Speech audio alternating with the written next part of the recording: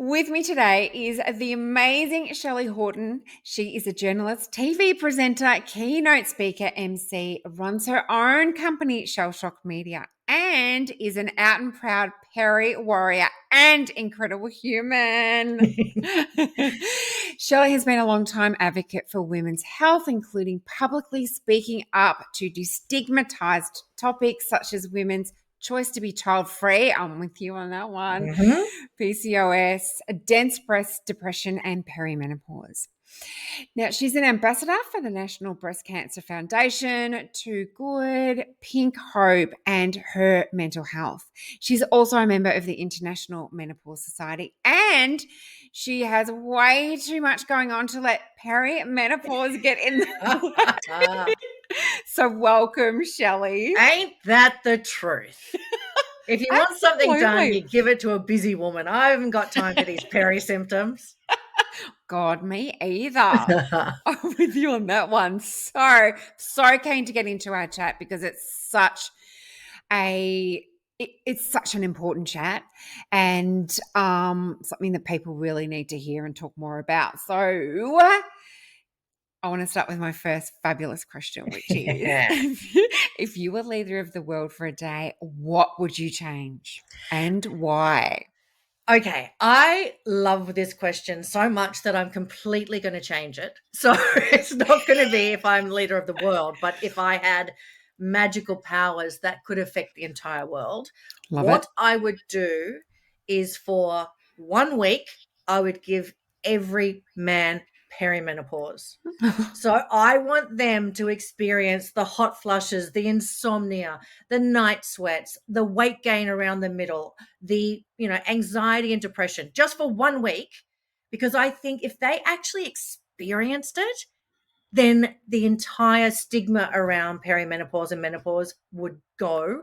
And all of a sudden, there'd be more funding for research and how to help the symptoms. I've actually got this idea for a documentary, which I should keep to myself, but hey, we're among friends. I want to call it Manopause. And basically do exactly that. I want, in the UK, they've got a heat vest that they've been putting on some of the politicians to simulate hot flushes. But I want to go one step further. I want to have the night sweats at night. So have an electric blanket that gets turned up to 10, 6 times a night. I would like to do something like put a bit of a fat suit around their middle so they know what it's like when you've had a certain body type your whole life and then all of a sudden it changes. I would love to do something where I inject them with a drug so they get brain fog, but apparently that's not very legal. So I might have to draw the line. I don't think that part of the documentary would be approved, but I think by doing something like that, we would get an incredible amount of understanding and empathy, and also just break down the fact that there has been so much silence for so long. 100%. Oh my God, I love that. There's nothing like first-hand experience. That's right. To get people to understand what you are going through and those bloody symptoms, just as you're explaining them, I'm like, yeah. I know. That's all. I have a fan on in here and the aircon, so and I'll probably still sweat. So, well. Hey. We're together. It's friends. All fine. That's we are absolutely amongst friends. So I love that answer. I think that's such a great idea. Such a great idea. I would vote for you. Excellent. And your magical powers. And my magical powers, Yes. It's kind of my powers for evil, but still. What a positive outcome. Not evil, for more understanding and empathy. So now we're talking about a topic that is very close to your heart, which is the perimenopause. So can you share a bit about... Did you say menopause? No. Perimenopause. I swear you said that. You have to leave that bit in. I mean, my name is Shelly Horton, so I have whore in my name. God, maybe I said that. That is fantastic. That is my favorite moment. That needs to be in the promo. That. So anyway, perimenopause. Oh my God. I love it. I'm going to use it from now on. Yeah. I'm going to steal it. Perfect. Maybe that could be the name of the doco. Instead of menopause is perimenopause. Why not? So All right. back to So the question is, back to the yes, I am question. absolutely passionate about perimenopause, which sounds like a very strange thing to be passionate about, Mm, but it hit me when I was 46 and I'm turning 50 this year. And I had never heard the word perimenopause. mm, And, you know, I'm a journo. I do women's health stories, and I had never heard of it. I thought menopause was, you're in your 60s and your period stops and you have some hot flushes and that's it.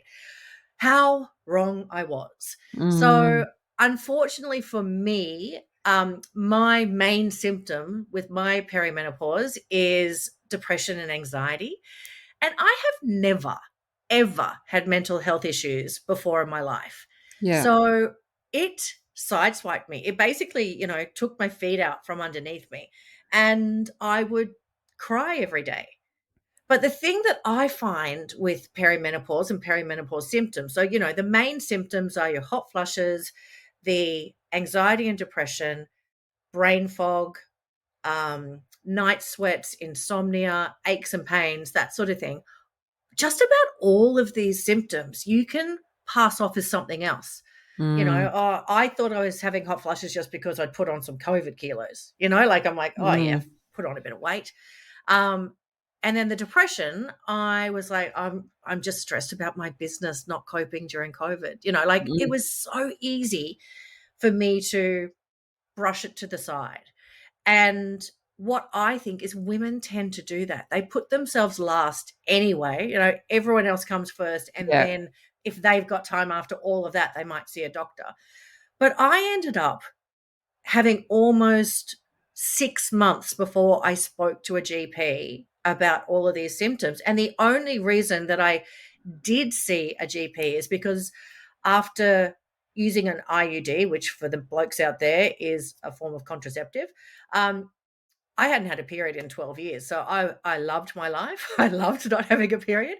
And then Mm. all of a sudden it came back with a vengeance. Like we're talking crime scene kind of Yeah. stuff. And so that shocked me into, oh, and again I went, oh geez, I'm more stressed than I thought if I've got my period back. Mm. And I went to the doctor, and it was only then that I got some information about perimenopause, but not really much. And not every GP is informed about perimenopause and menopause. In fact, in the 10 years that GPs study to become doctors, they only do 1 hour on menopause. 1 hour. Wow. Now, it's 52% of the population go through it if they live long enough. That in itself has to change. Yeah. So, all of that was happening. I was doing my regular work on Channel 9, but I could fake it. Like I'm pretty good of like rallying when I have to. Mm.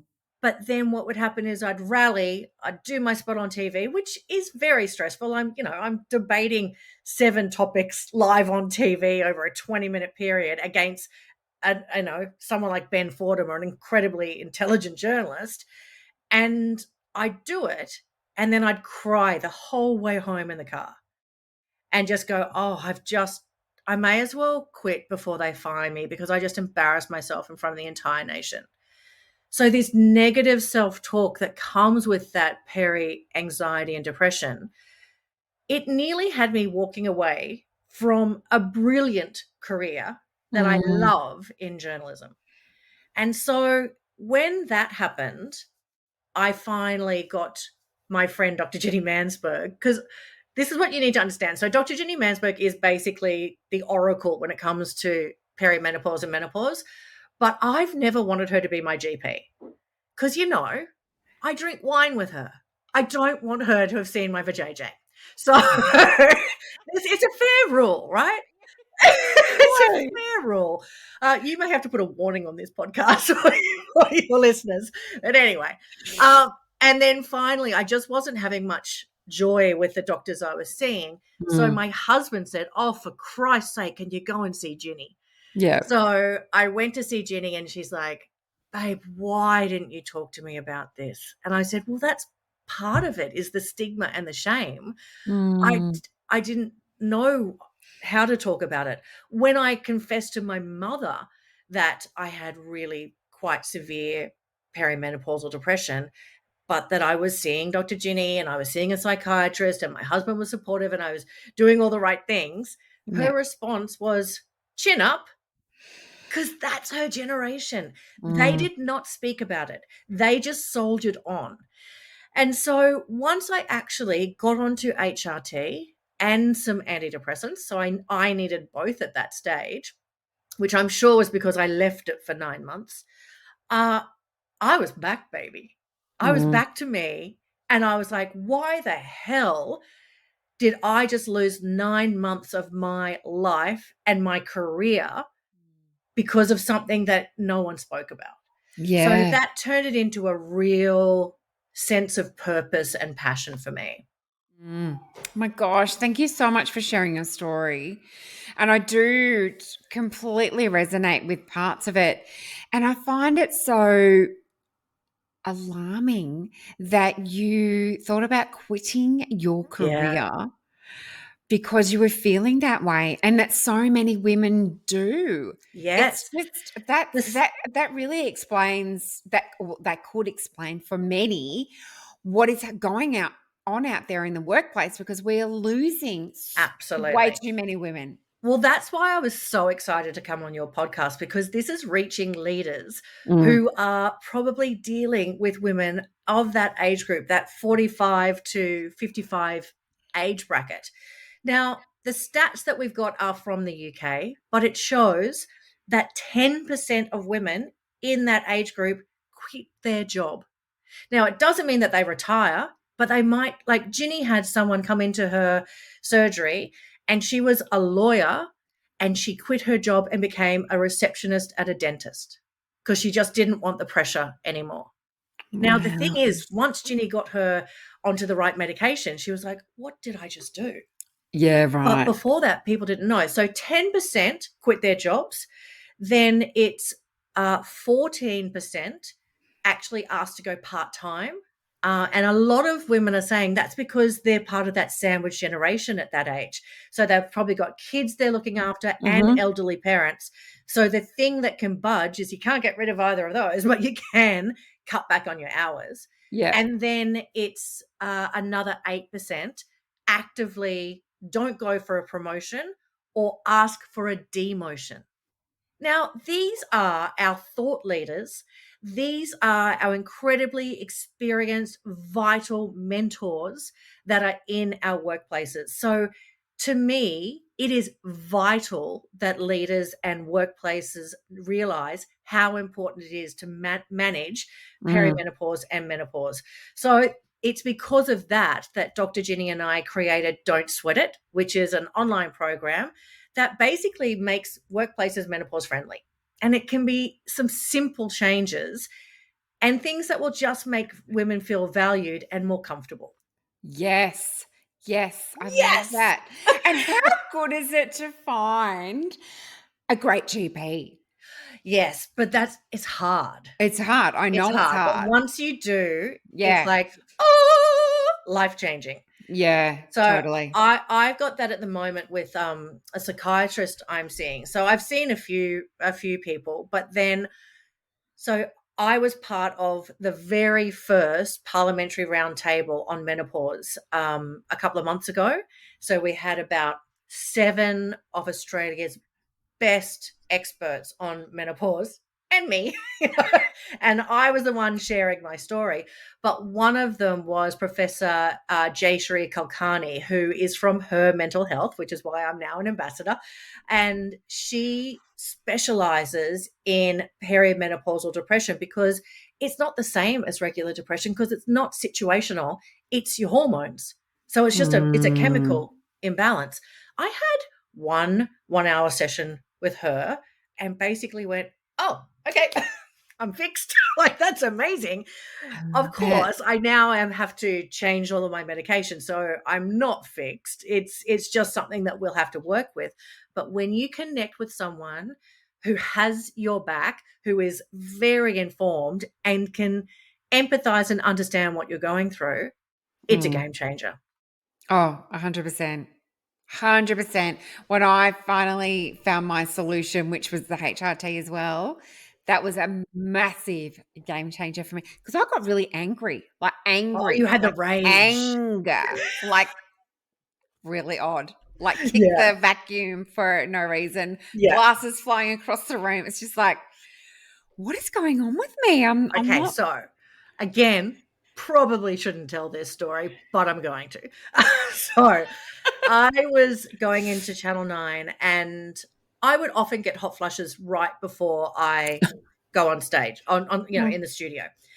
And so I'd be like, oh my God. But it was just my body didn't know the difference between good stress and bad stress. That's all it was. Anyway, I don't get that stressed. I normally go on, debate whoever. And then one day, at the very last minute after my hair and makeup's done and everything, they said, oh, by the way, Ben Fordham's not coming in today. You'll be debating Liz Hayes from 60 Minutes. And I'm like, so hot flush. Anyway, the great story is I was like just fanning myself with my script. And I said, Liz, I'm so sorry. I'm having a hot flush. And she's like, oh, doll, I'm so glad I'm through that. She said, but did you get the rage? And I'm like, Oh, I haven't had the rage yet. And she's like, oh my God, I had the rage. And she said, I can tell you, there was one time I went in to fill up my car with petrol and this young, arrogant twat pulled in behind me with his sports car with the roof down. And I came back in from paying and I got in the car and I was getting organized and he honked his horn at me to hurry me up. oh no. Well, I got out of my car, I stormed over and I yelled at this twat. And she said, and then I stormed back to my car, got in, drove away and just went, what just happened? And I'm Who like, was that person? Liz, I would pay a lot of money for that CCT vision. And even her sharing that story with me made me feel like a kindred spirit and that we'd both be okay. And Yeah. this is the power of storytelling. This is how women share and you don't feel alone. So you and Liz Hayes, you are the same. Thank God there's someone else out there like me. And it's Liz. I love it. Yeah. Perfect. Now you mentioned some really powerful stats before too, because I'm Generation X, like Yes. who I am. And me. I think, Yep. yeah, we're said to comprise of 36% of the global workforce and 51% in leadership positions, which is interesting. Yeah. I'm not sure of the gender split, but that's a huge number of women who will experience perimenopause or menopause. Yes. So now you mentioned your Don't Sweat It. Yeah. How do we just get better at this in the workplace where we Yeah. have the audience? Is it providing, like, I don't know, how do we do it? So this is where I try to break it down for leaders and bosses. Basically, you need to start looking at menopause at work the same way you looked at mental health issues at work. So 10 years ago, no one was talking about it. People were suffering and they were keeping quiet because of the shame and stigma. It's taken a long time, but now we have Are You OK Day and we have, really fantastic systems in place to support people. And you're no longer afraid to say, I have to take a mental health day. We need that same thing for perimenopause and menopause. Yeah. So you need a multiple pronged approach. So Dr. Ginny and I talk about, so you need some of the very easy things, which might be, giving everyone a fan from their desk or making sure that you can be in control of the aircon where you are. Or it might be just, being more flexible about working from home. Like things like that are easy. We controversially do not support menopause leave. Now, menopause leave is 12 days a year. The unions are campaigning for it at the moment, and we could not be more against it. And our reasoning for that is it's not a cyclical problem. It's not like a period. It's 24/7, 365 days a year. So I'm sorry, 12 days off isn't actually going to be helpful. And to me, workplaces that go, oh, we've got menopause leave, tick, we've solved that problem, they're copping out. They're not actually addressing the issue. So what you need is a menopause workplace policy so that you actually get serious about it. So you have systems in place. You need to look at some of the physical things, even things like if you have your staff wearing a uniform, make sure that that uniform is a breathable fabric. Like Yeah. there's so many of those polyester uniforms that I Polyesters. think, oh my God, I Yeah. would combust if I had to wear that. Totally. And then the thing is, it's also about supporting each other and being Mm. able to talk about it. So we say the important thing about our online course is it's for all genders, because we don't want to just educate the women and then they keep it to themselves. We need men to know about it. And, Yes. obviously all genders. So by doing that, we take away some of the stigma. Yeah. We educate people how to have those difficult conversations, just like we needed to be educated about how to have a conversation about someone's mental health. Mm. It's about having that empathy and understanding and doing more listening than talking.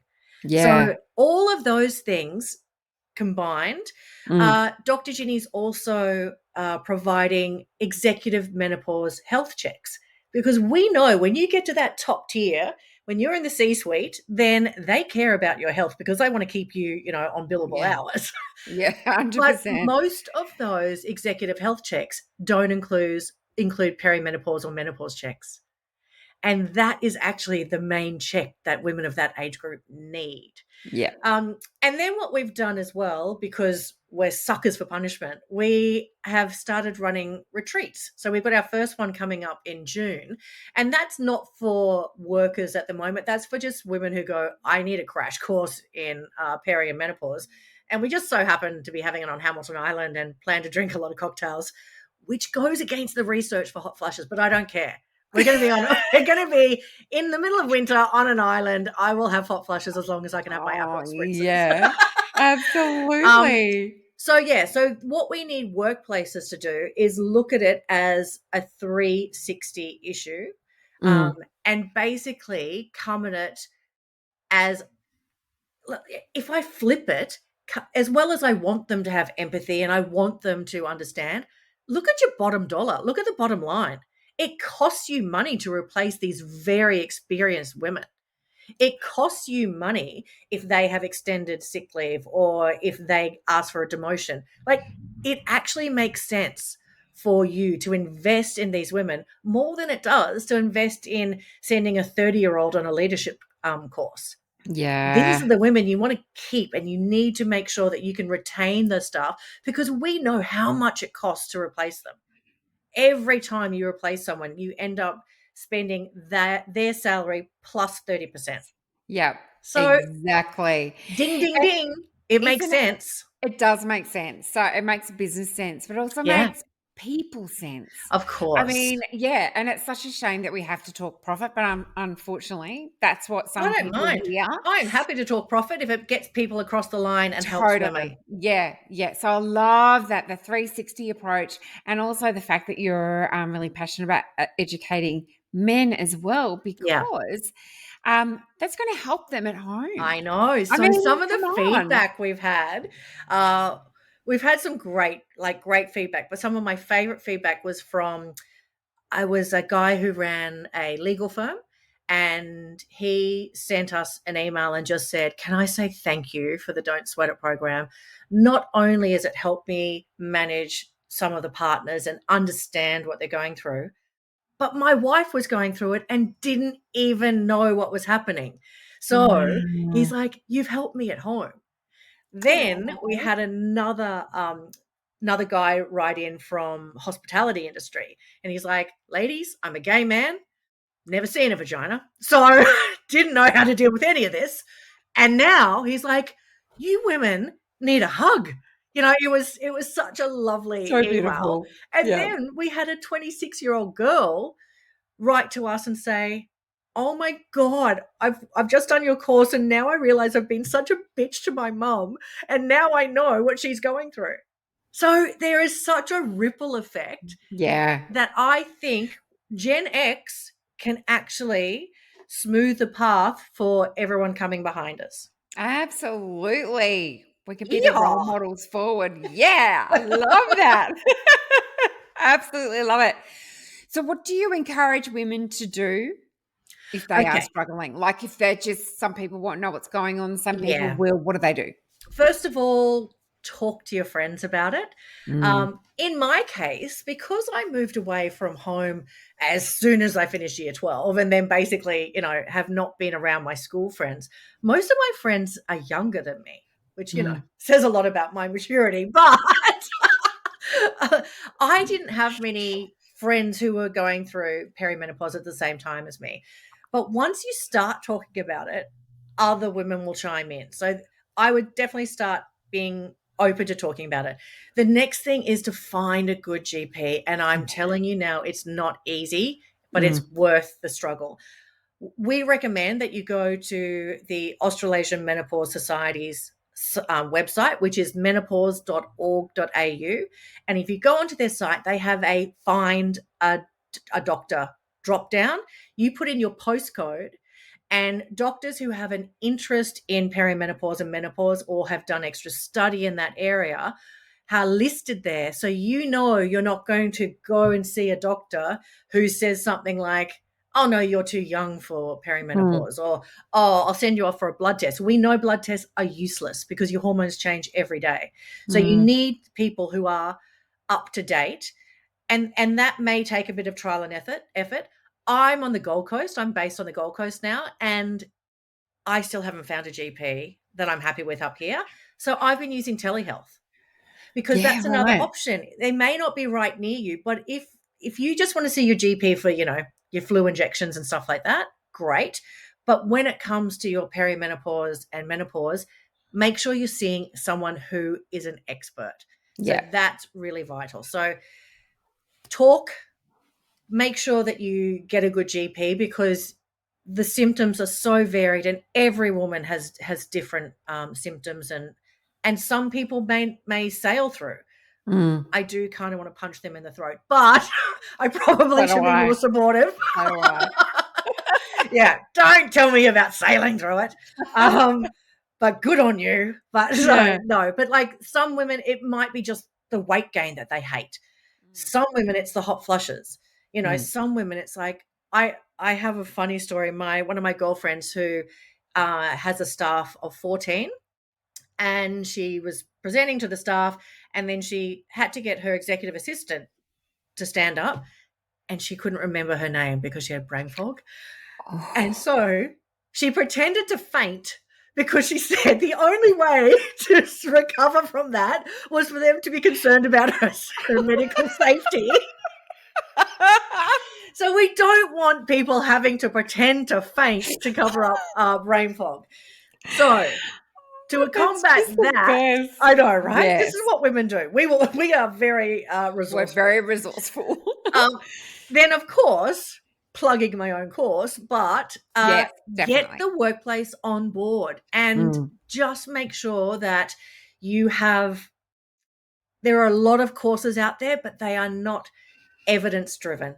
Mm. Dr. Ginny Mansberg will not promote anything that is not evidence based. So when I joined forces with her, that took away all of my options of, herbal remedies and things like that because Yep. there's no science behind them. Mm. Ginny, in her book and in the course, goes through some of the herbal remedies that might have some evidence and goes, spend your money on them. Don't spend them on something from Goop, from Gwyneth Yeah. Paltrow. Yeah. Don't because I also think women at this age are a bit vulnerable if they're not feeling great and they think they can just buy something online and not have to talk about it, then they might use that option, which Mm. is actually just fleecing them, which Mm. is just so unfair. And I Yeah. really want to campaign for that not to happen. Mm. Um, and then, so that's what women can do. And then what we've been doing behind the scenes is really being health advocates in Parliament and saying we need more money in the budget for women's health. We need more training for GPs. We need more evidence. So, therefore, we need more trials. And we need education that will empower women Mm. to be able to make the correct choices without the symptoms getting in the way. Yeah. Yeah. I love that, Shelley. And Bonus. Yeah, totally. And they're great tips for women to take on board, especially if they're struggling, don't know why, Yeah. and don't know where to go. So thank you for being part of the podcast today. And thank you for just leading the way with this Yeah. conversation and for normalizing it for so many women. Something that was taboo and not to be spoken about, to be something that's just really embraced. Hopefully, Yeah. starting to be more Well, embraced it by is. society Oprah and just did a workplace. special on it. Amazing. Naomi Watts has led the way. Naomi Watts went into perimenopause at 34. So, Yes. there are Yeah. so many incredible celebrity voices that are out there, and that's what helps break through the stigma so Yes. that everyday, regular folk can talk about it and feel comfortable. Yeah. And I'm very disappointed because I listen to your podcast and I know they're about 25 minutes, but I want to talk to you for another hour. So can we maybe have an up late version? That sounds great to me because I love talking to you too. It's been brilliant. Thank you. Yeah. So thanks so much, Shelley.